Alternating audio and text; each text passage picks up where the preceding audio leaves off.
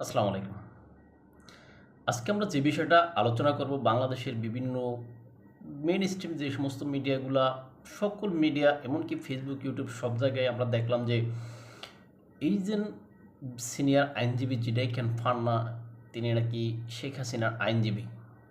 এখন এই বিষয়ে আইন কি বলে এবং আদৌ তিনি শেখ হাসিনার আইনজীবী কিনা এই বিষয়টা নিয়ে আমরা আলোচনা করব। আশা করি আপনারা সম্পূর্ণ ভিডিওটা দেখবেন এবং সম্পূর্ণ ভিডিওটা দেখে আপনাদের মতামত কমেন্ট বক্সে লিখে জানাবেন।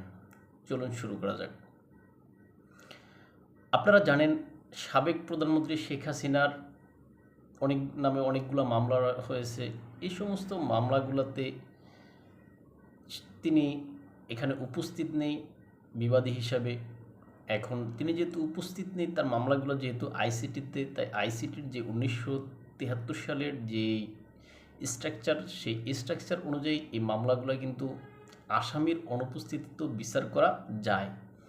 কেননা বিভিন্ন সময় বিভিন্ন কারণে দেখা যায় যে এই আসামিগণ অনেক সময় আত্মগোপনে থাকেন বা তারা দেশান্তরিত থাকেন, এই জন্য তারা অনেক সময় হাজির হন না।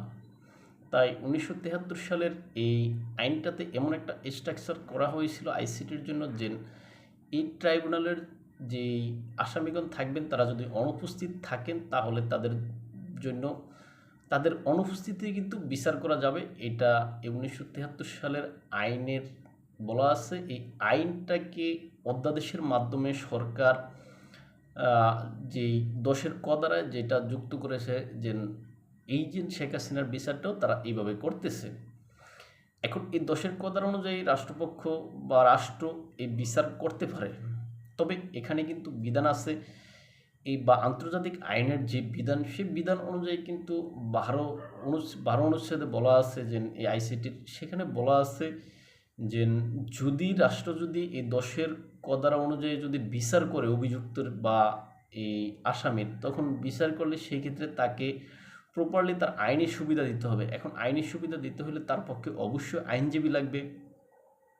এখন সে আইনজীবী রাষ্ট্র দিতে হবে আসামি পক্ষকে, আসামি XYZ যে কোনো কেউ হোক। এখন আমরা দেখছি শেখ হাসিনার নামে সাম্প্রতিক সময়ে যে মামলা রায় হয়েছিল, এই মামলাটার সময় দেখলাম যে গত আগস্ট মাসের দিকে এই সিনিয়র আইনজীবী জিটাই খান পান্না তিনি কিন্তু এই মামলাটা লড়তে চেয়েছিলেন, কিন্তু রাষ্ট্র সেই সুযোগ দেয়নি জেডাই পান্নাকে। তখন বলা হয়েছিল যে তিনি দেরি করে ফেলেছেন, অর্থাৎ ট্রেন ছেড়ে দিয়েছে, সেই ছেড়ে দেওয়ার ট্রেনে তো আর চড়া যায় না, এরকম অজুহাত দেখিয়ে তাকে আর এই মামলায় লড়তে দেওয়া হয়নি।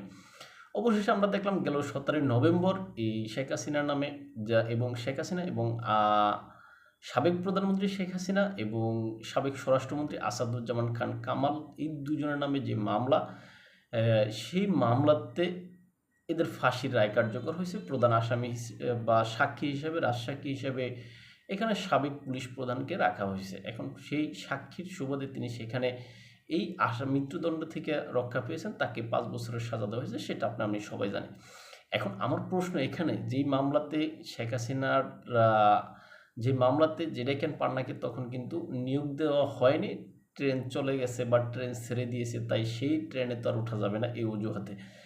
এখন আমরা দেখলাম সাম্প্রতিক সময়ে শেখ হাসিনা এবং আপনার সাবেক এবং বর্তমান প্রায় 25 জন সেনা কর্মকর্তা সহ যেই মামলাটা আছে, 2টা মামলা, সেই মামলাতে এইখানে রাষ্ট্র এখন সেই চলন্ত ট্রেনে বা যে ট্রেন ছেড়ে দিয়েছে সেই ট্রেনে এখন নতুন করে যাত্রী করে নিয়েছে এই যে জেডাই খান পান্নাকে বা চালক করে নিয়ে গেছে।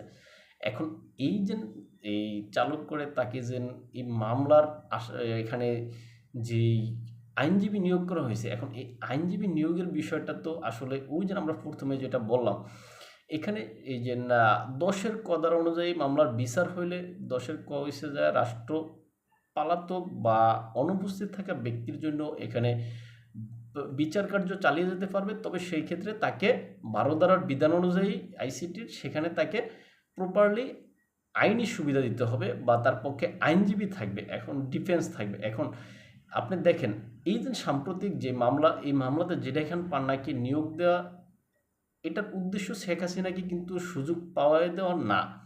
কেননা আমি কেন বলতেছি যে এটা শেখ হাসিনাকে মানে শেখ হাসিনার জন্য এই আইনজীবী নিয়োগ দেয় না, এটার উদ্দেশ্য হচ্ছে এটা। আপনি দেখেন, যদি শেখ হাসিনার জন্য যদি মামলার মানে কোনো আইনজীবী নিয়োগ দেওয়া হইতো, তাহলে ওই যে আমিনুল আমিন অ্যাডভোকেট আমিনুল ইসলাম গনি, যাকে প্রাথমিক পর্যায়ে শেখ হাসিনার আইনজীবী হিসেবে নিয়োগ দেওয়া হয়েছিল, যিনি নিজেই শেখ হাসিনার ফাঁসি চাইতেন 2024 সালে 23 সালে, হ্যাঁ, তাহলে তাকে নিয়োগ দিত না। বিতর্কের মুখে তাকে সেখান থেকে সরিয়ে আনলো আরেকজন জোকার টাইপের একজন আপনার আইনজীবী, যিনি ছিলেন অ্যাডভোকেট আমির হোসেন, যিনি তার মক্কেলের মানে ফাঁসির রায় বা মৃত্যুদণ্ড সাজা হলে সাজার রায় ঘোষণা হলেও তিনি হাসেন। সুতরাং এটা যেন একটা সাজানো ক্যাঙ্গারু কোর্টের বিচার, এটা তখন আমরা বুঝতে পেরেছি। কিন্তু এখন এই যে মানে ওই দুইটা মামলার মানে ওই মামলাটার বিচার কার্য নিয়ে যখন আন্তর্জাতিক মিডিয়াতে বা আন্তর্জাতিকভাবে এটা সরকার বিতর্কের মুখে পড়লো, যেমন বিভিন্ন মানবাধিকার সংস্থাগুলো কিন্তু এই বিষয়ে মুখ খুলছে, তারা এটার সমালোচনা করছে যে এরকম বিচার কার্য নিয়ে।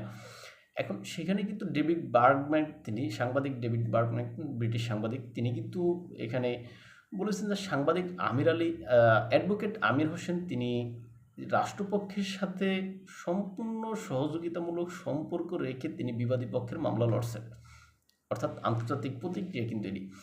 এখন সেই প্রতিক্রিয়া থেকে বাঁচার জন্য মূলত এই যে বর্তমান যেই রাষ্ট্র প্রশাসন আছেন বা যারা এই যে এই বিচার কার্য পরিচালনা করতেছেন, তারা আদালত এই যে জেডাইখান পান্নাকে এখন নিয়োগ দিয়েছে। এখন নিয়োগ দেওয়ার কারণ হচ্ছে যে যাতে ওই যে আমির হোসেনকে নিয়ে যেরকম বিতর্ক হয়েছে, অ্যাডভোকেট আমিনুল ইসলামকে নিয়ে যেরকম বিতর্ক হয়েছে, সেই বিতর্কটা যাতে না ওঠে, অর্থাৎ রাষ্ট্র বা আদালত বাঁচার জন্য তারা মূলত এই যে জেডাইখান পান্নাকে এখানে নিয়োগ দিয়েছে। আবার দ্বিতীয় এখানে আরেকটা কারণ যেটা হচ্ছে যে এই যে শেখ হাসিনার সাথে, সাবেক প্রধানমন্ত্রী শেখ হাসিনার সাথে এই মামলাতে কিন্তু আপনার 25 জন বর্তমান এবং সাবেক সেনা কর্মকর্তা আছে। এই 25 জন বর্তমান এবং সাবেক সেনা কর্মকর্তা যাতে একটু আইনি সুবিধাটা ভালো পান, এই জন্য এখানে নিয়োগ দেওয়া হয়েছে।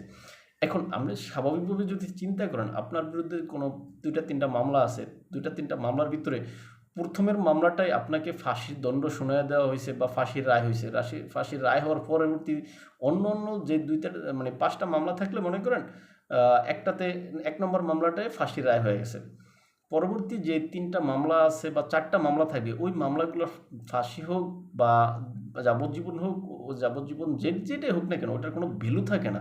সুতরাং আপনার তো আগেই ফাঁসির রায় এখানে আইসিটি বা তাইজুল ইসলামের যে ক্যাঙ্গারু কোর্ট আছে, সেখানে এরা আগেই শেখ হাসিনার ফাঁসির রায়টা এখানে নিশ্চিত করে পরবর্তীতে তারা এখন অন্যান্য আইনজীবী নিয়োগ দিচ্ছে। তারা কেন প্রাথমিক পর্যায়ে জেডাইখান পান্না বা ডক্টর কামাল হোসেন এরকম সিনিয়র আইনজীবী বা যারা এজেন্ট বিশেষ করে আওয়ামীপন্থী ধরতে পারেন বা শেখ হাসিনাকে প্রপারলি ডিফেন্স দিতে পারতেন, এই সমস্ত আইনজীবী নিয়োগ না দেওয়ার কারণে জনমনে এটা প্রশ্ন উঠছে, আসলে সরকার বা বর্তমান যারা আছেন বিচার কার্যের, তারা আসলে এটা চাচ্ছেন না যে শেখ হাসিনা এখান থেকে বেঁচে যাক।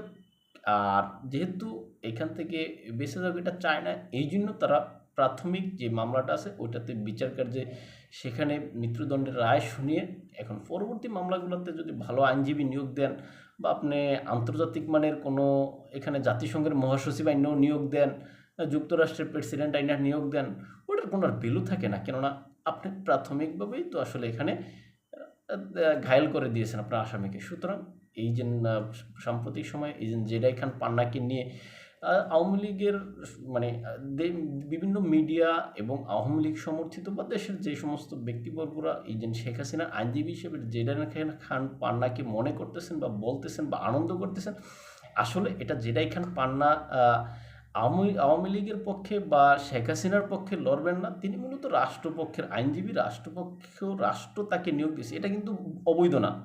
রাষ্ট্র তাকে নিয়োগ দিবে ওই যে সংবিধানের 12 অনুচ্ছেদ অনুযায়ী, এই যে আইসিটির অ্যাক্টের 12 নম্বর ধারা অনুযায়ী কিন্তু এই যে জেডাইখান পান্নাকে এখন নিয়োগ দেওয়া হয়েছে, এটা তিনি রাষ্ট্র নিযুক্ত আইনজীবী।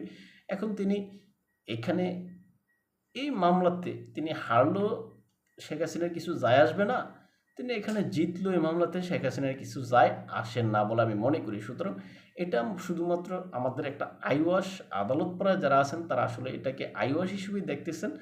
কিন্তু সরকার যদি বা সংশ্লিষ্ট বা আইসিটি কর্তৃপক্ষ যারা আছেন এই যে ট্রাইব্যুনালে, তারা যদি মনে করতেন যে প্রপারলি শেখ হাসিনাকে আইনি সুবিধা দেওয়ার জন্য বা দিতে চাইতেন, বা তার পক্ষে আইনজীবী দিতে চাইতেন, তাহলে তারা আমির হোসেন বা ওই যে আমিনুল হকের মতো কোনো আইনজীবী, কি আমিনুল গণি, এদের মতো আইনজীবী তারা দিতেন না। যেই যেই আইনজীবী তার মক্কেলের ফাঁসির রায় শুনে তিনি হাসেন, এরকম জোকার টাইপের আইনজীবী তারা দিতে পারতেন না। তাই ভালো থাকবেন সবাই, দেখাবো অন্য কোনো ভিডিওতে অন্য কোনো বিষয়ে। আমি এখানে যতটুকু জানি বা বুঝি অতটুকু আলোচনা করতে চেষ্টা করেছি, কিন্তু এর সাথে আরও অনেক গুরুত্বপূর্ণ বিষয় হয়তো আলোচিত হইতে পারতো, কিন্তু ভিডিও অনেক বড় হবে দেখে আমি এখানে ছোট করে দিছি। আশা করি পরবর্তী ভিডিওতে আরও ভালো করে আলোচনা করব। ভালো থাকবেন সবাই, আসসালামু আলাইকুম।